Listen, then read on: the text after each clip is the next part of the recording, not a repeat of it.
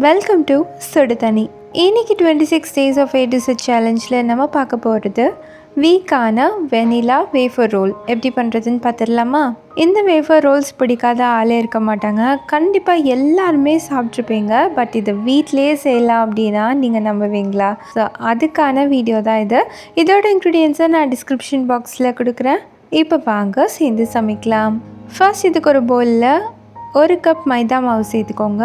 இதோட 1/2 கப் சர்க்கரை நல்லா பவுடர் பண்ணிவிட்டு அதுக்கப்புறம் சேர்த்துக்கலாம். பவுடர் பண்ணுறதுக்கு முன்னாடி மெஷர் பண்ணிவிட்டு சேர்த்துக்கோங்க. இதோட 1/2 டீஸ்பூன் பேக்கிங் பவுடர், 1/4 டீஸ்பூன் உப்பு சேர்த்துக்கலாம். இப்போ இதோட 1 tablespoon vanilla essence, 2 tablespoon எண்ணெய், 1/2 கப் பால் சேர்த்து நல்லா மிக்ஸ் பண்ணிக்கலாம். இது கட்டி இல்லாமல் நல்லா ஒன்று போல் மிக்ஸ் பண்ணிக்கோங்க. இதுதான் நம்மளோட பேட்டராக இருக்க போது.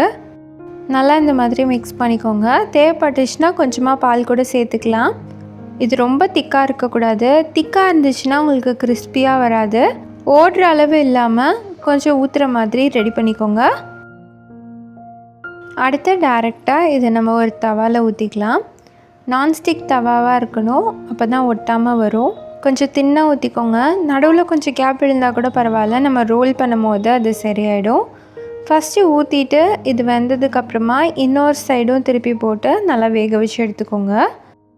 இது நல்லா ரெடி ஆனதுக்கப்புறமா இதை எடுத்து உடனே நம்ம ரோல் பண்ணோம். சாப்ஸ்டிக் இல்லாட்டி ஸ்ட்ரா வச்சு ரோல் பண்ணிக்கோங்க. டக்குன்னு ரோல் பண்ணிங்கன்னா ஆறுனதுக்கப்புறம் நல்லா கிறிஸ்பியாக வந்துடும்.